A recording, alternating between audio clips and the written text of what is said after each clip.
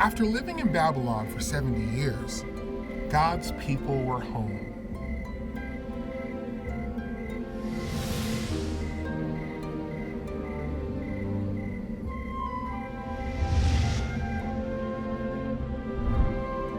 A group had returned to Jerusalem to rebuild God's temple. They had started the work, but their neighbors didn't want them to rebuild the temple, so they stopped building. The people made excuses. Maybe it isn't the right time to rebuild the temple, they said. They thought that because the task was difficult, maybe God didn't want them to do it.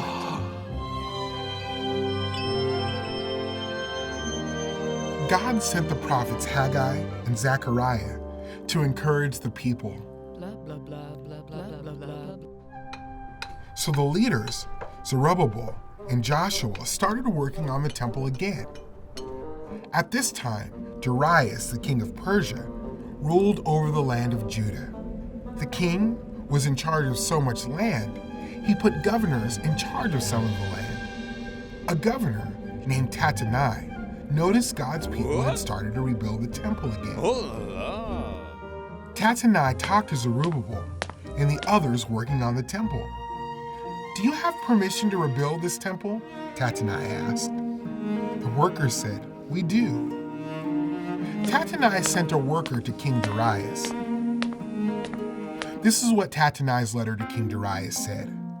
To Darius the king, this letter is to tell you that the people of Judah are building the temple of the great God. They said King Cyrus gave them permission to rebuild the temple. Please search the royal records to see if this is true. King Darius's officials searched the royal record for Cyrus's order. They found it, a scroll with a record from King Cyrus. This is what was written on the scroll. Let God's temple be rebuilt. It will be a place to offer sacrifices. Let its foundation be rebuilt. King Cyrus had also ordered for the cost of building the temple to be paid for out of the royal treasury. So King Darius sent a letter back to Tattenai. He gave this order: stay away from the workers in Jerusalem. Don't bother them or try to stop them.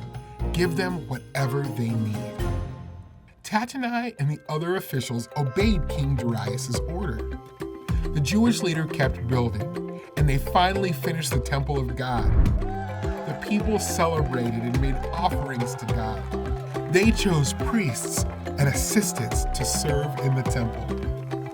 Then God's people celebrated the Passover. God's people were so happy. Now, the temple of God was finally complete. God's people rebuilt the temple so they would have a place to worship God.